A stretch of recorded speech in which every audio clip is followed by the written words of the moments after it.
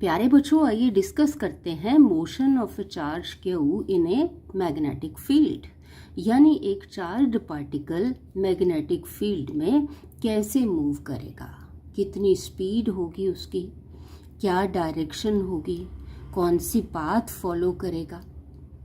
बच्चों, आप जानते हैं कि किसी भी चीज़ की मूवमेंट के लिए डिपेंड करता है कि उस पर फोर्स कितना लग रहा है और किस डायरेक्शन में लग रहा है। हम जानते हैं कि एक चार्ज पार्टिकल अगर वेलोसिटी v से मूव कर रहा है एक मैग्नेटिक फील्ड b में, तो उसके ऊपर फोर्स कितना लगता है, F is equal to charge into v vector cross b vector, इतना फोर्स लगता है। स्केलर फॉर्म में Q into v into b into sine theta. Theta is the angle between velocity vector and magnetic field vector, या हम कहें कि theta is the angle between direction of motion of the particle and the magnetic field. चलिए 3 cases discuss करते हैं। Number 1, if charged particle is moving parallel to magnetic field, that is theta is equal to 0। अब जब theta 0 होगा तो force कितना आ जाएगा, force equal to 0। अब जब चार्ज पार्टिकल पर कोई फोर्स ही नहीं लग रहा है तो उसकी जो मोशन है that will remain unaffected.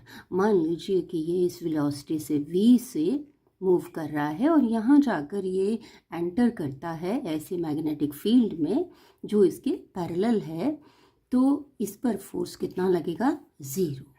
Means कि इसकी जो मोशन है दैट विल रिमेन अनअफेक्टेड। चलिए अब दूसरा केस लेते हैं। If Q is moving perpendicular to magnetic field, means theta is equal to 90 degree. Force कितना हो जाएगा, F is equal to Q v into b into sine 91।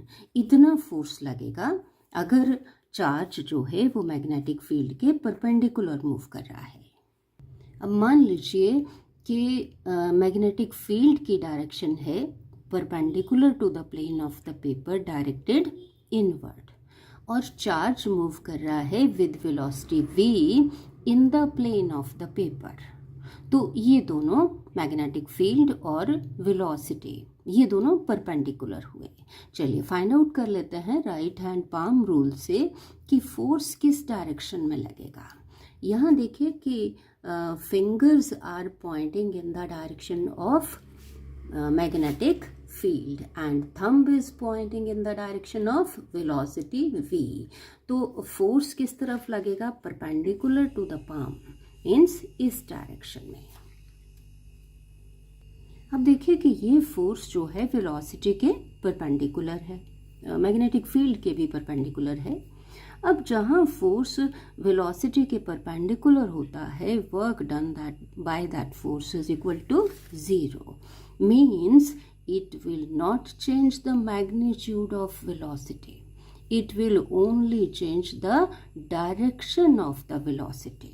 Means the particle will follow circular path and this force will act as a centripetal force. Centripetal force किस तरफ act करता है, along the radius and towards the center. Centripetal force is equal to mv square over r, equal to, this must be equal to qv into b, where r is the radius of the circle. Find out कर लेते हैं radius उस circle का जो ये charge particle describe करेगा। एक v यहाँ से कैंसिल हो जाएगा, हमारे पास आ गया mv over r equal to q into b। यहाँ से रेसिप्रोकल ले लेते हैं, r over m into v equal to q into b, 1 over q into b। यहाँ से r आ जाएगा, क्रॉस मल्टीप्लाई कर लें, mv ओवर qb। तो इतनी रेडियस होगी इस सर्कुलर पाथ की। देखिए कि रेडियस डिपेंड करेगी चार्ज पार्टिकल के मास पर, वेलोसिटी पर, चार्ज पर और मैग्नेटिक फील्ड की स्ट्रेंथ पर। चलिए फाइंड आउट करते हैं angular velocity of the charge particle. We know that v is equal to omega into r. Omega is angular velocity. Substitute कर देते हैं v के लिए। r is equal to m into v की जगह हमने रखा omega into r divided by q into b. ये r कैंसिल हो जाएगा, r ओवर 1 हम क्रॉस मल्टीप्लाई कर लेते हैं, q into b equal to m into omega. तो यहाँ से ओमेगा कितना आ जाएगा, क्यू बी ओवर m। और ये देखिए कि ओमेगा के लिए जो एक्सप्रेशन है that is independent of velocity of the charged particle and independent of the radius of the circular path which the charged particle is describing. Omega is equal to 2 pi nu. Nu is the frequency of the charged particle. 2 pi nu is equal to QB over M. Frequency कितनी हो जाएगी, nu is equal to q b over 2 pi m. Time period, let t is the time period of the rotation, मतलब कि एक rotation charge particle कितने time में complete करेगा। Time taken to complete one rotation equal to 1 over nu which will be equal to 2 pi m over q b. तो बच्चों आपने देखा कि अगर चार्ज पार्टिकल परपेंडिकुलर मूव कर रहा है मैग्नेटिक फील्ड के, तो it will describe circular path whose radius is this, whose angular velocity is this, frequency this and time period is equal to 2 pi m over QB। चलिए अब discuss करते हैं general case, that is when the charged particle moves with velocity v making an angle theta with the direction of magnetic field। उस case में force जो है equal to q v p into sine theta. अब ये velocity, इसके दो components हुए, v n perpendicular to magnetic field and vb. vb is along the direction of magnetic field। अब यहाँ क्या होगा कि परपेंडिकुलर कंपोनेंट वी एन की वजह से charge particle will describe circular path and due to this component v b along magnetic field the charge particle will move forward. इस v b में कोई चेंज नहीं आएगा क्योंकि ये मैग्नेटिक फील्ड के पैरेलल है। तो अल्टीमेटली क्या होगा कि charge particle will follow spiral path, helical path, we call it helix also. Radius कितनी होगी सर्कुलर पाथ की, r is equal to m v over q B.